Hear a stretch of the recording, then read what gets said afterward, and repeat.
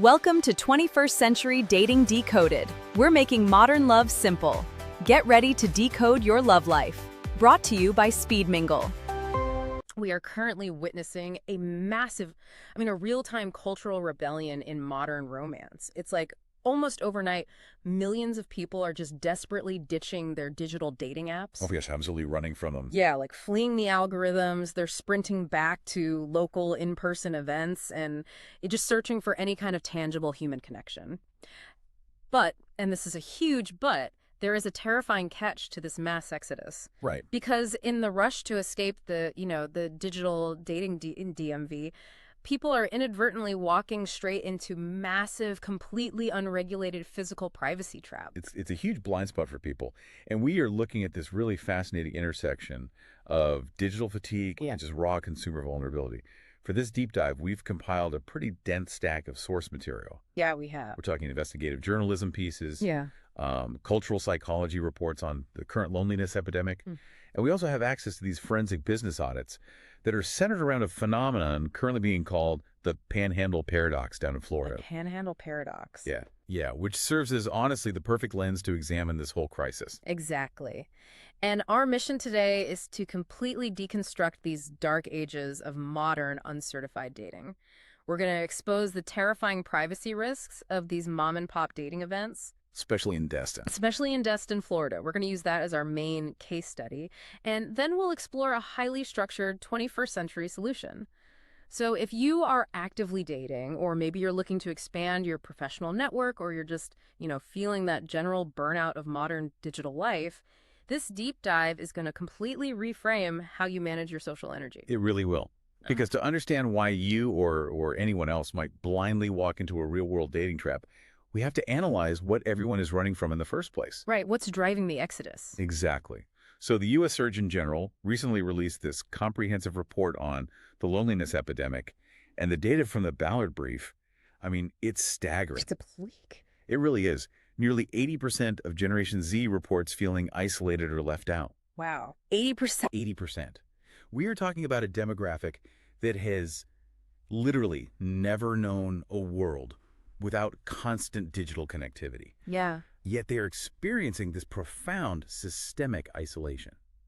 Well, and the sources point directly to the gamification of dating apps as a primary driver of this, right? Like this exhaustion. Yes. Because the neurobiology of attraction has been meticulously hijacked by what researchers are calling a dopamine loop. Right. Tech companies have basically applied the behavioral psychology of a casino directly to human relationships. And that casino comparison is incredibly apt when you look at the specific experiences in the sources. Yeah. Like the University of Florida students, Chris Prick and Sarah Pelger. Oh, their insights were fascinating. They really were. Yeah. Because swiping isn't a search for connection anymore. It operates on what psychologists call a variable ratio schedule of reinforcement. Which is exactly how a slot machine works. Exactly the same mechanism. You open the app, you swipe left, left, left, getting absolutely no reward. Then, unpredictably, ding, you get a match. And your brain just lights up. Right. Your brain receives the sudden, unexpected hit of dopamine. But the payout isn't a meaningful relationship. No, of course not. The payout is just a brief, fleeting microdose of validation. Yeah, and Sarah Pelger's insight actually takes that slot machine mechanic a step further into the actual psychological damage it causes. Right. She details how these apps are so thoroughly gamified that a user's self-worth becomes tethered entirely to notifications. Wow. The platform literally trains you to view yourself as digital inventory. Just sitting on a shelf. Exactly. Right. And if you don't receive a certain volume of messages, the immediate internalized response is a devastating hit to your self-esteem. Which is so messed up. It is. Yeah. You are handing a black box algorithm complete dictatorial control over your sense of attractiveness and your worth. Yeah. And you combine that with the normalized culture of ghosting, where someone just abruptly severs communication with zero warning. No explanation. None. And users are left completely emotionally bankrupted. So the natural biological reaction to that level of sustained emotional exhaustion is, it's rebellion. Right. Singles are hitting a wall of burnout. Yeah. And they are migrating back to local, in real life events. They want sustained eye contact. Yeah. They want to hear a spontaneous laugh instead of trying to interpret the tone of a, a three-letter acronym on a glowing screen. Which is impossible to do. It is, and it makes complete sense. Moving from a massive impersonal corporate app to a local neighborhood pop-up event, it feels like switching from a sterile, fluorescent-lit supermarket to a local farmer's market. It's a great way to put it. It just feels inherently safer, more organic, more authentic. Right. But that assumption, that idea that local automatically equals safe, is the single biggest vulnerability in the modern dating market. Really? Yes. People are confusing a lack of corporate polish with a guarantee of physical and digital security. Oh, wow. Okay. And this brings us directly to the Panhandle Paradox and the specific dilemma unfolding in Destin, Florida right now. Okay, let's get into Destin. Because when you analyze the social geography of Destin, the friction points become really obvious. Very obvious. It's the Emerald Coast. You have a massive, constant influx of transients, tourists, seasonal snowbirds. The huge transient population. Huge. And if you are a year-round local, your dating pool is constantly polluted by people who are just flying back to Ohio on a Sunday. Right. You don't want to invest heavy emotional energy into someone who's just on vacation. Exactly. But the large corporate-scale dating events that roll through town, they usually fail these locals. They're designed as these unstructured open-room shuffles that inevitably cater to the tourist crowd looking for, quick vacation flings. Right. So the locals are desperate for a guaranteed local zip code. They want genuine authenticity. So they seek out these mom-and-pop operators. They want that farmer's market experience. Exactly. But our investigative sources zero in on a glaring warning sign currently operating in Destin. It's an outfit called Spark Speed Dating Events. Spark Speed Dating. Yeah. And on paper, they market themselves as this charming grassroots alternative to the big algorithms. But when you actually apply a forensic audit to Spark's infrastructure, the facade just collapses entirely. It completely falls apart. It is a literal ghost entity. According to the investigative reports, Spark is allegedly run by a local real estate agent named James Ruckel. Right. We are not talking about a behavioral psychologist here. No. Not a certified event planner or a data security professional. Yeah. We're talking about someone who is moonlighting in the emotional vulnerability business. And the lack of professional infrastructure is severe. It's shocking. There's no official website.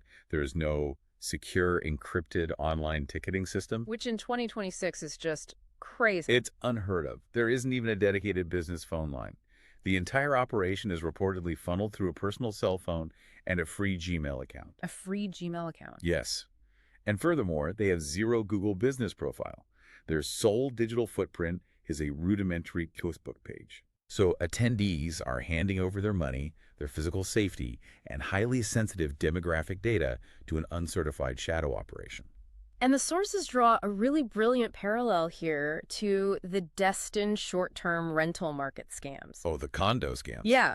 In the cloned listing scam, fraudsters will scrape photos of luxury Gulf front condos from legitimate corporate sites.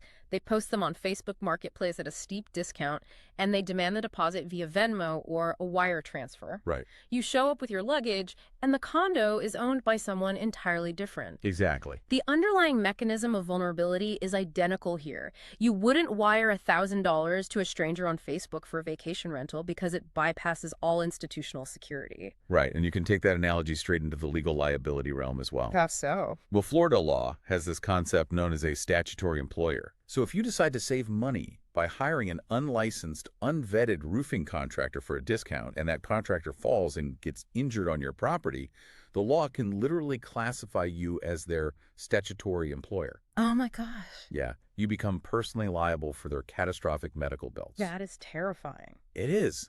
And the lesson is that trusting a mom-and-pop operation without institutional oversight forces you to assume massive hidden risks. Yeah. Yet, individuals who would never fall for the condo scam or the roofer scam are willingly writing down their full names, personal cell phone numbers, private email addresses, and their romantic preferences on flimsy paper scorecards. On paper. And handing them to a guy running a business off his personal iPhone. It's because the loneliness epidemic creates such a profound desperation for connection that it completely overrides logical risk assessment. It does. It blinds people. But the catastrophic lack of data security isn't even the most chilling part of the Spark Speed dating case study. Not at all. The investigative reports detail this blatant, active disregard for attendee privacy.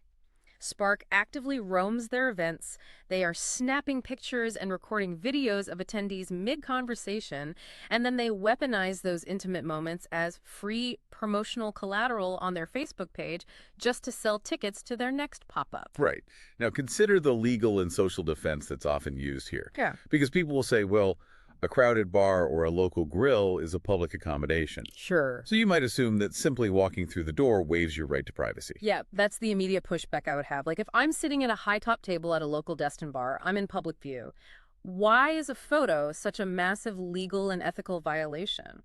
Well, the violation really hinges on the context of vulnerability and the commercial use of your likeness. Okay. Florida is an all-party consent state under the Florida Security of Communications Act. That's statute 934.03. 934.03. Right. Generally, it is illegal to record a conversation without the consent of all parties if there is a reasonable expectation of privacy. But in a bar. Well, while the broader bar is public, a ticketed intimate dating event creates a very murky legal boundary regarding private conversations. But the absolute line in the sand is Section 540.08 of the Florida statutes. What does that one say? That one strictly prohibits the non-consensual commercial use of a person's likeness. Ah, commercial use. Yes. If a business uses your face to sell a product, and in this case, tickets to their next mixer, they are required to secure a signed model release or explicitly outline this in a robust terms of service agreement. And a pop-up operation running off a free Gmail account almost certainly lacks that kind of legal infrastructure. Oh, definitely. They are exposing themselves to immense legal liability.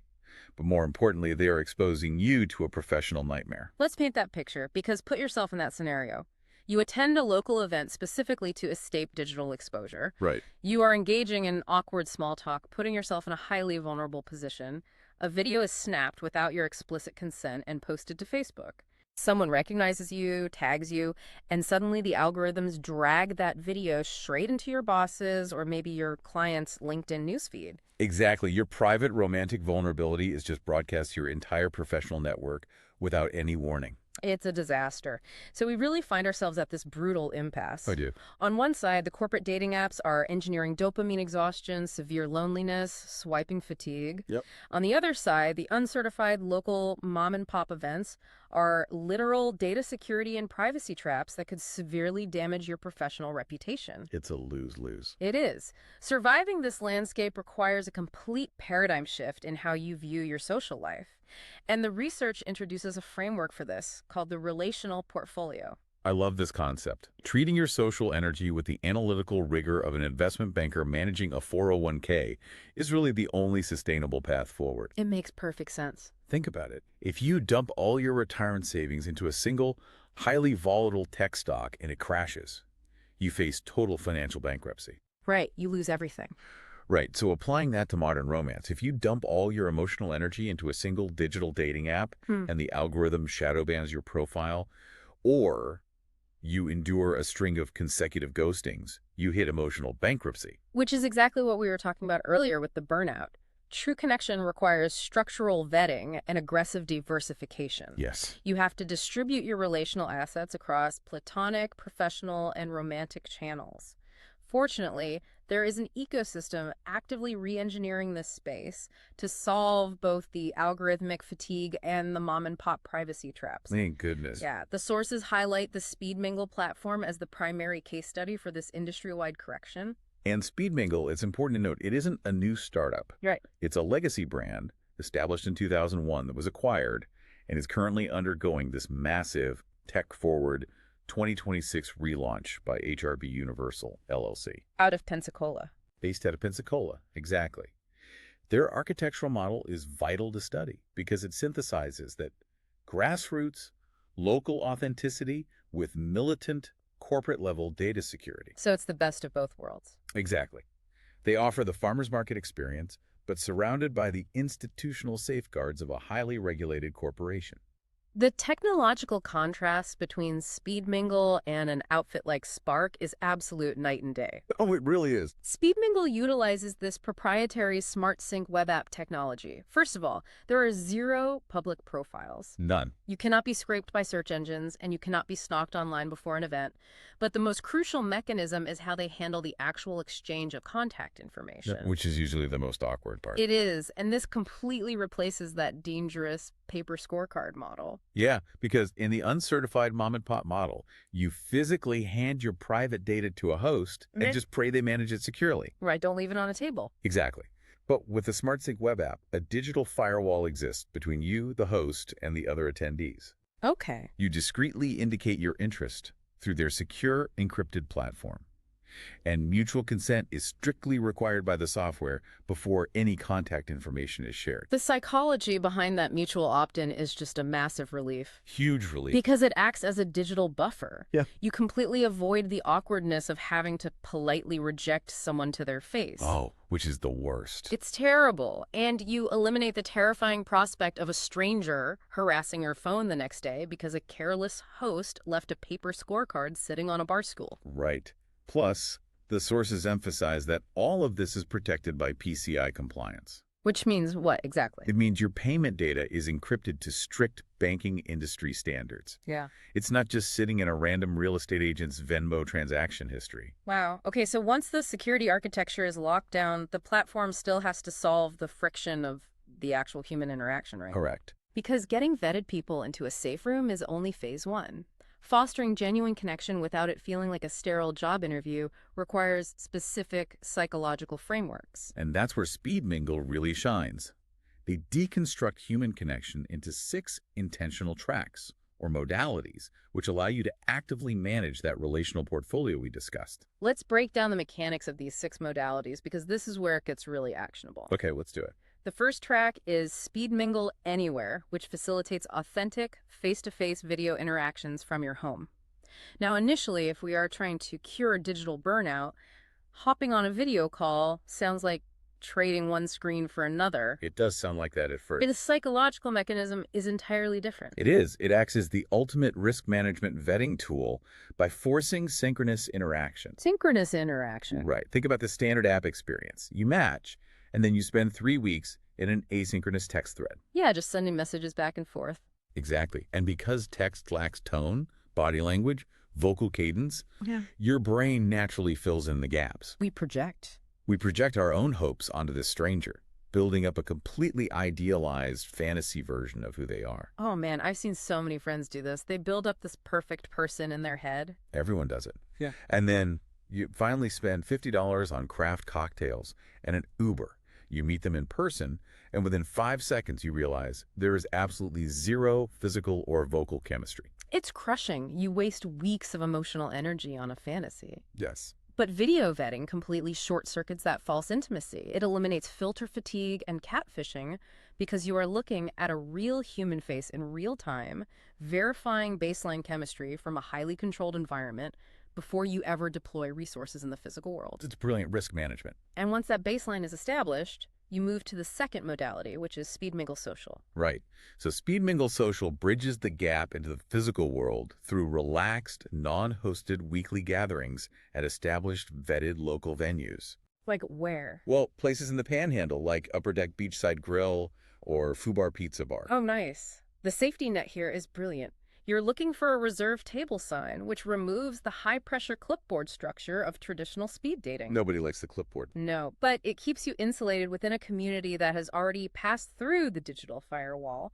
You don't have to walk into a chaotic, loud tourist bar and just hope to randomly bump into a fellow local. Exactly. The environment is curated, providing authenticity inside a predictable framework. But eventually you do have to actually talk to these people, which brings back the pressure of performance. It does. This is why the third modality, Speed Mingle Happenings, is so critical. Happenings are curated, activity-based events like a Shuck and Socialize oyster event or a local tasting mixer. And psychologically, participating in a shared activity completely short-circuits the awkward interview phase of dating. It's a game changer. It really is. Because if you sit across from a stranger at a table with nothing but a drink between you, The pressure to maintain eye contact and perform is immense. It's exhausting. You instantly fall back on the TSA security line interrogation script, right? Like, what do you do for work? Where did you grow up? Do you have siblings? Exactly. Yeah. But when you are engaged in a shared physical task, your brain is distracted. You are generating natural dopamine through the activity itself, Right. rather than trying to force it through small talk. Right, because you're actually doing something fun. Yeah. The conversation flows organically around learning to shuck the oyster or playing the game, allowing genuine chemistry to surface without the crushing weight of an interview. Now, we have to look beyond romance for a second because the loneliness epidemic heavily impacts platonic isolation too. Absolutely. To diversify the portfolio, the fourth track is Speed Mingle Neighbors.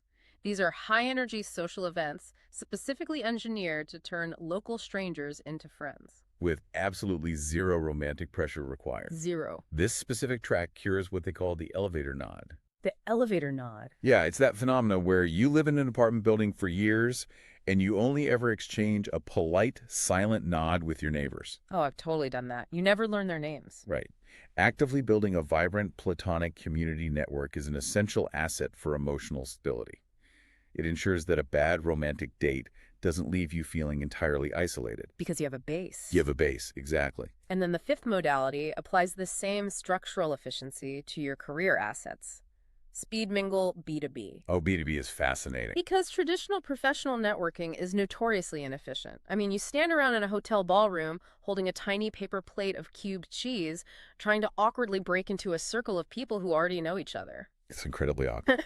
But B2B utilizes high-octane, round-robin networking to respect the finite asset of your time. It forces rapid introductions. Yes. By forcing rapid, meaningful introductions, it eliminates long, unproductive conversations and allows you to map and maximize your entire career circle in one highly structured session. Which is so much better than the cheese plate approach. Much better. Finally, for those who are truly exhausted by the entire process, the ecosystem offers a premium tier that's launching in the fall of 2026. Speed Mingle 1. This track is so interesting because it abandons the algorithm entirely. Okay. Instead of spending hours doing the unpaid administrative labor of swiping, filtering, messaging through all that digital noise, you allow professionals to manage the heavy lifting of matchmaking. You outsource it. You outsource it. You simply show up for a pre-vetted, curated meeting based on deep compatibility analytics entirely on your own schedule. It is a complete holistic architecture designed to insulate you from the chaos of modern dating. It really covers all the bases. It does. And if we synthesize the journey we've mapped out today, the reality is pretty stark. We are navigating a time of profound digital isolation, and the natural urge is to rush back into the physical world. Which is understandable. Totally understandable. But we can no longer afford to be passive consumers of gamified apps that drain our self-worth. Nor can we blindly walk into uncertified, local mom-and-pop traps that expose our sensitive data and violate our legal privacy. Right. Becoming an empowered digital citizen means treating every social interaction as a strategic deployment of resources. I love that phrasing. You must demand institutional safety, PCI compliance, and a privacy-first architecture in your social life, with the exact same rigor you apply to your financial life. So here is the required call to action for you today. It is time to step out of your digital spam folder. Stop letting a slot machine algorithm dictate your romantic worth. Take the initiative, protect your privacy, and attend a local Speed Mingle event to mix, match, and mingle safely in the real world. And if you look at their calendar and there isn't an event currently operating in your specific area, don't wait for the infrastructure to eventually arrive. Take charge. Yes. Contact Speed Mingle directly to become a local host or a venue partner and actively bring this secure ecosystem to your own town. You can dive deeper into their ecosystem across all major audio platforms. They're streaming on Apple Podcasts, Spotify, YouTube Music, Amazon Music, Audible, iHeartRadio, and Deezer. For video, you can stream Speed Mingle TV on YouTube, Roku, and Amazon Fire TV by searching Speed Mingle Network. And you can also access everything seamlessly through their mobile web app at speedmingle.mobi. Wow. But the primary official hub for everything we've dissected today is 21stCenturyDatingDecoded.com. That's 21stCenturyDatingDecoded.com. If you found this breakdown valuable, make sure you are subscribed, drop a 5-star review, and send this exact deep dive link to that one friend who is still using an expired digital filter on a dark, outdated headshot. Oh, we all have that friend. We really do. Help him out of the dark ages. Please. Before we sign off, I want to leave you with a final provocative thought to mull over this week. We have spent this entire deep dive analyzing the desperate need for rigorous privacy, vetting, and professional structure in our romantic lives to avoid mom-and-pop traps. But it raises a much deeper question. As the line between our physical reality and digital convenience continues to blur, what other areas of your daily routine, from the smart devices actively listening in your home to the seemingly harmless neighborhood networking apps on your phone, are currently operating like an uncertified trap, completely exposing your most valuable data without you even realizing it? It's something to think about. Until our subsequent episode, remain deliberate, maintain protection, and consistently date with a defined purpose. Until our subsequent episode, remain deliberate, maintain protection, and consistently date with a defined purpose. Welcome to Speed Mingle. Where making real connections happens in Stream, seconds. swipe, socialize. Your ultimate connection network. Jump in now. Thanks for tuning in to the Speed Mingle Network.